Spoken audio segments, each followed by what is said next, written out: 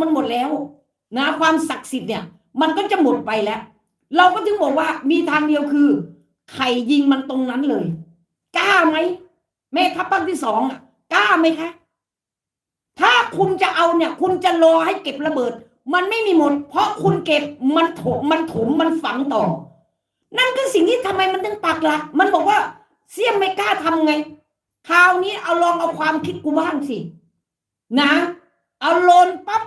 นะให้วางไข่ลงไปเลยนะตรงนั้นปั๊บบึ้มบั้มบึ้มบั้มนั่นคือจบเลยเราเสียสละปราสาทตรงนั้นแต่เราได้พื้นที่กลับมาทหารพวกนั้นนะเขมรมันไม่ออกไปไหนอยู่แล้วเพราะมันยึดตรงนั้นเป็นฐานไงฮะความปลอดภัยของมันมีทางเดียวคือตรงนี้แหละ